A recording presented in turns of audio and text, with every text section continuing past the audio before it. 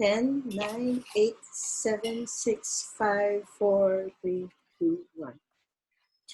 Welcome to OutRight TV.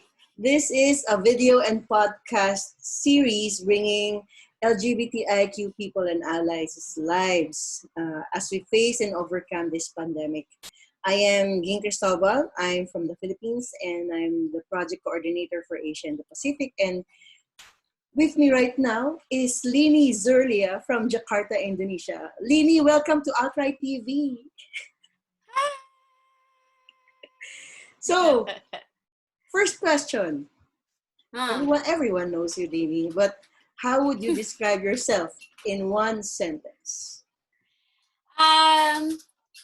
Tiny Lini, an Indonesian queer feminist activist. That's how I describe myself. One sentence, though. Yes. So, what was life before COVID? Because we all know you're an LGBTIQ feminist queer activist. So, before COVID and after COVID, what was it like? Yeah, so before COVID, since I work with ASEAN Study Caucus, so many traveling around Southeast Asia or other country outside of Southeast Asia for advocacy work, training, etc. Right?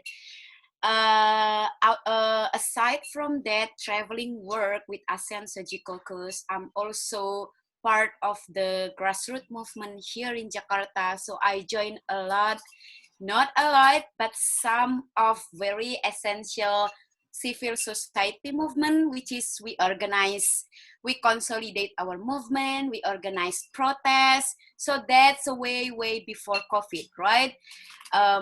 Back and forth to other country doing advocacy work, and then back home we do national advocacy work in regard LGBTIQ rights, and then organizing protests down to the street. So that was hectic and busy work, right? And then now everything changed. Everything changed. We can't travel anywhere. We just stay at home. All the work being postponed, right? We cannot do protest organizing anymore, right? We need to shift all the strategy into online spaces. But then again, not all the people have the privilege to, involve themselves in online spaces, in digital spaces, because internet is one of the privilege, right? Not all of us can have access to that. So yeah, that's it. That's the life before and after the coronavirus. So in Jakarta particularly, when did your government start the quarantine? In our country, it's called community quarantine. In other countries, it's called lockdown. So in your country, what was it called? We don't have lockdown here. We have social distancing large scale. That's what our government called. And they activate that just last 2 weeks. Last 2 weeks. So there's been debate going on between national government and local government among lockdown or not lockdown, because we actually have health quarantine law, right? But then our government not use that law. Instead, they issued another policy which is called social distancing large scale. And in order to implement that large scale of social distancing, the national government need to approve. So every provincial government seek approval to the national government. Yes. The national government will approve whether you can implement the large scale of social distancing or not. To be able to implement that, large scale, you have to have big number of the positive cases, right? Infected cases. You have to have big number of dead cases.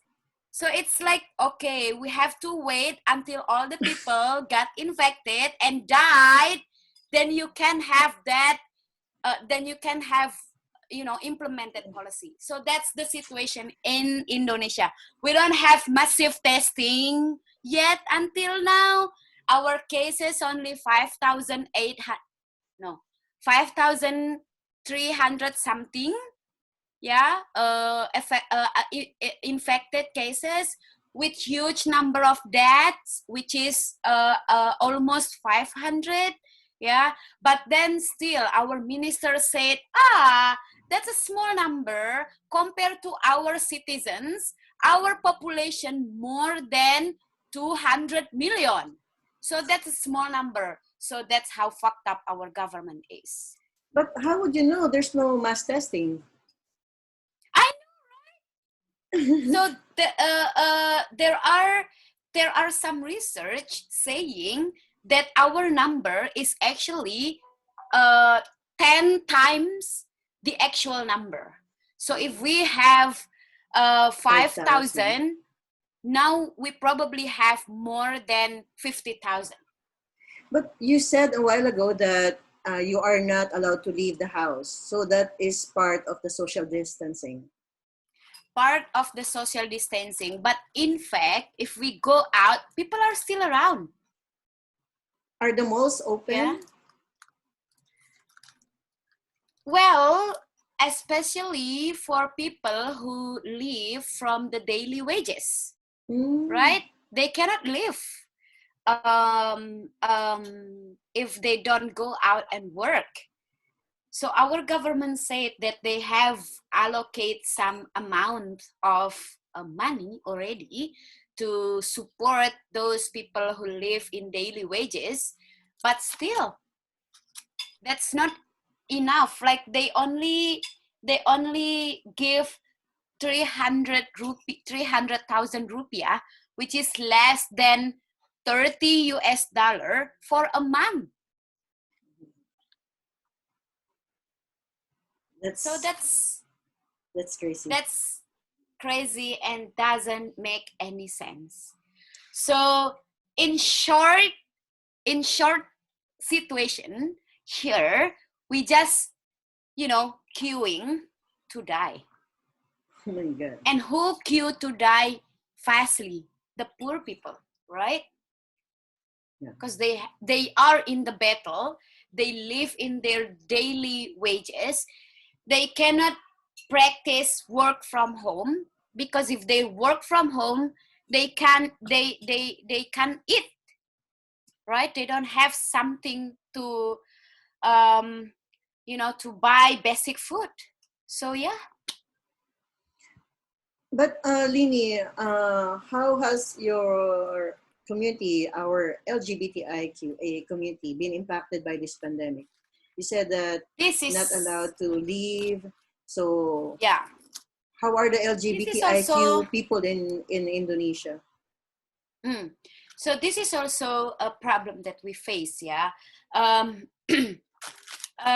Since in Jakarta, so Jakarta and surrounding cities like Depok, Bekasi, Bogor are now implemented large scale of social distancing, right? So the public transportation only operate from 6 a.m. to 6 p.m.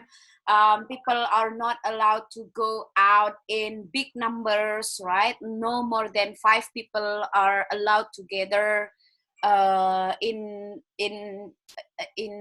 outdoor, yeah.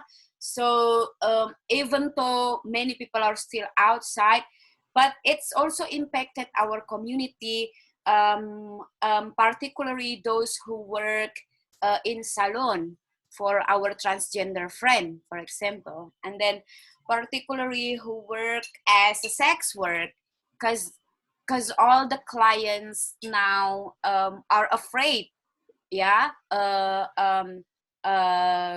to seek you know, to go out, and then yeah, so no client at this time for sex work, and then no client at the salon. Many salon are closed now, being closed. And then transgender person who work as street busking also, they cannot do that anymore. And then some of our friends who work freelance at the bar or at the film productions, they all now, some of them are being laid off by their startup company, and then some of them really cannot go out because no client. For salon, they being closed. So yeah, that's the situations right now. But Lini, what about the young LGBTIQ people who are forced to stay at home? Have you heard anything about their situation at present? Yeah, I heard some situations because they couldn't live in their own, like this situation. They have to go back to their parents, and then they know how they and we know that most of our parents are still homophobic and transphobic, so they have to deal with those homophobia and transphobia from parents. And I heard this from our siblings that, oh my God, Ka, I'm so sick to hear my parents ask me to do this prayer, ask me to do this prayer, ask me to not do this, don't do that. A lot of preaching. Can you imagine dealing with this situation at the house, at home? Some of the young student, LGBTIQ student, they need to deal with the with their lecture, with online studying, but they need also to deal with their parents who are very, yeah, sometimes abusive physically or psychologically. A lot of transphobic and homophobic speech from their parents, so they need to deal with that also. So there are a lot of, and we cannot do, in these situations we have we are tied up, right? We have a very small, we are limited by, we can't do anything. Yeah, as far as we can do now, we do crowdfunding for our transgender friend, yeah, in Jakarta, but also other Southeast Asian country. Some of organization shift the budget from their work plan into emergency fund for the community, and then some of the community do the fundraising or crowdfunding for transgender group, especially who live from daily wages. So that's what we can do. Other than that, and also we have sort of online support group, like online call, just to have a chit chat. But then again, for our sibling who live with their parents, they couldn't even join the call because their parents will sneak out and will, They will hear that. hear everything, and they scare of that. So it's, yeah, very complicated. Oh my God, I got too emotional now. Yeah. Let's drink first. Okay. Yeah. Okay. But despite all those, I know you're one of the let's say the rainbow underneath it all. So what still, amidst all these things, what have you found most inspiring or uplifting at this time? Because regularly we do our work and then now we're isolated, but sometimes we really have to look for small rays of hope, blessings. So for you, what have you found most uplifting or inspiring at this time? I think the blue sky in Jakarta indicated clear air or good air quality, right? That's one of the most inspire me.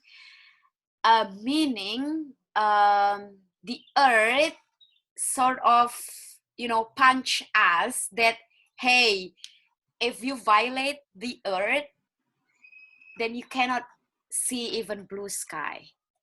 But if you being kind, stay at home, don't go anywhere. Like many of the cars or motorbike are stay at home. Yeah.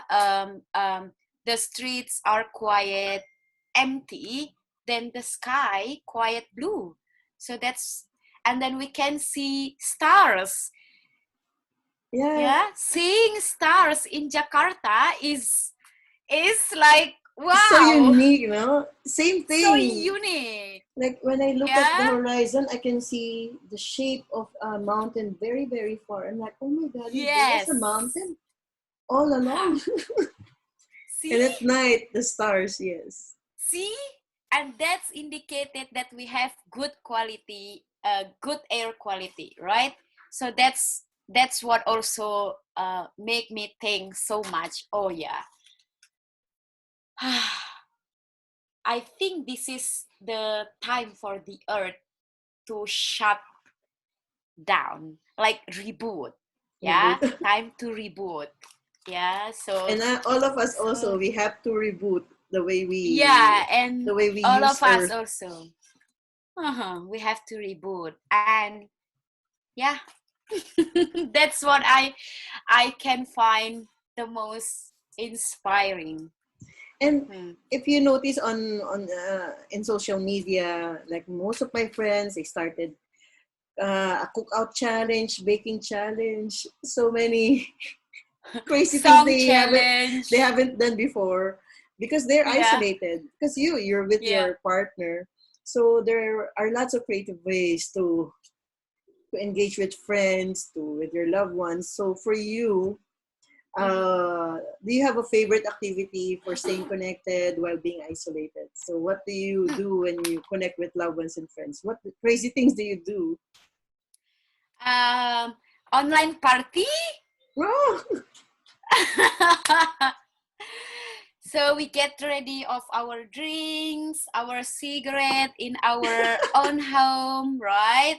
And then we do some chit chat, sometimes karaoke, or truth or dare game. So that's one of the most favorite things that I find, how to connect with our beloved friends, family, like with my family, yeah, my nuclear family. I call them like maybe once in a month or once in a week. Now, like every night, we call each other yeah, no? to just make us stay close and stay connected and checking in one another. Because my parents live in other island, other province, like 1.5 hour by flight, so it's Mm, far enough. My sister and others, younger brother in other city. mm, um yeah, my other sister live in Jakarta but different place. mm. So having video call every night is, make us stay connected and stay close. Yeah, so um that's also how to cope with this isolated situation. Yeah, but how do you keep your sanity? Well, I am assuming we are both sane. So while this isolation is happening, how do you keep your sanity? Stay anger. So I have a lot of anger toward our fucked up government, right? So I keep that, and I release that anger through online spaces, social media movement. So we have so many approach, like we sending texts to our MPs, because our member of parliaments now at the moment, they still open, they still have a lot of meetings, especially legislation things, which is they can cancel that part and they can focus on other thing, especially in this crisis, a pandemic crisis. But no, they still, they still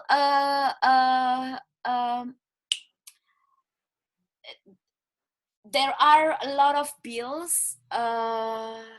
So they Very, they work as if there's no pandemic. there is no, yeah, as if there is no pandemic, So at right? present, there are no politicians who are tested positive in Indonesia. There are some. Our minister, one of our minister, got tested and positive, and then I think three major of city also tested positive, but none of our MPs. Yeah, I hope that all those MPs who are still insisting in their meetings, to keep all the bills, all the controversial bills, like the criminal code revision or the omnibus law bill. I wish that they will get infected someday, because they keep insisting to do that work. And Yeah, so, so I for our keep, audience sake, you mentioned the two bills. So why is it important that those bills will not move in Parliament? Can you share? Because it's crucial for LGBTIQ persons in Indonesia, right?